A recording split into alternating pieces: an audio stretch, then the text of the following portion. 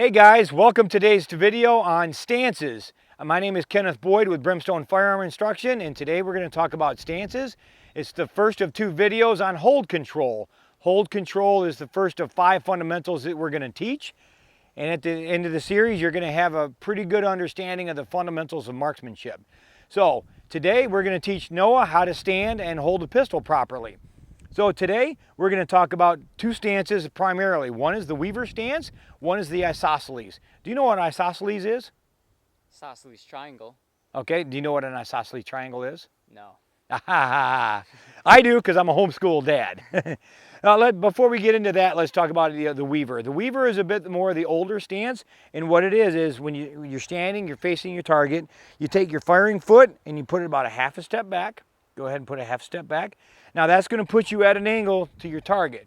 Not a problem. And so what you're going to do is you're going to unlock your knees and bend forward at the waist. And by bend forward at the waist, that puts your nose right over your toes. And that puts your weight a little bit forward, so you're going to be on the balls of your feet. Okay?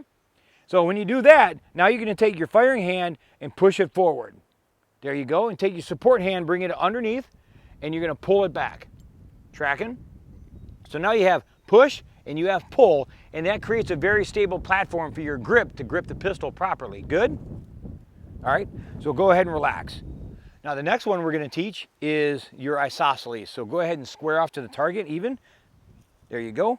All right, so with the isosceles is your shoulders are going to form the basis of a triangle.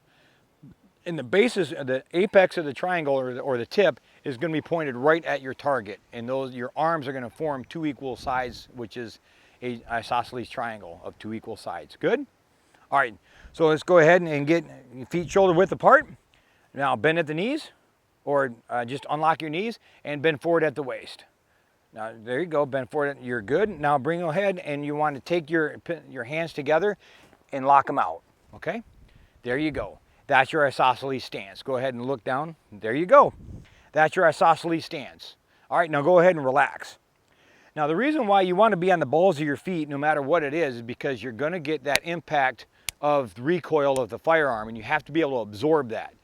So you have to roll with the punches, in other words. Good? All right, so I'm going to show you a little bit of technique, because what a lot of people do, especially the beginners, is they get tired doing this a lot, and so they're going to stand straight up, and they're going to stand straight up, okay? And so I'm going to show you a little bit of a technique in your stance that's going to help fight that. Good? Good. All right, so what I want you to do is stand just like this. All right, now put your feet together. Lock your knees together. Stand as straight as you can.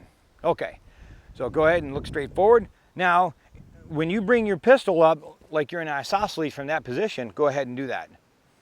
So what happens is the body has to compensate for the weight out here by leaning backward that way.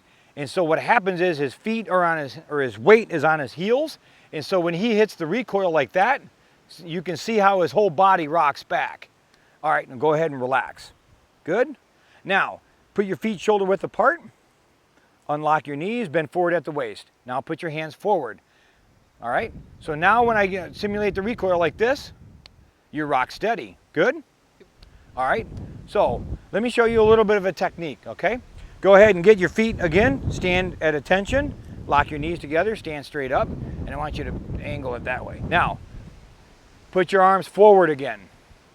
Good? Now, push your head forward. Nope, just push your head forward. Forward more. There you go. Ready?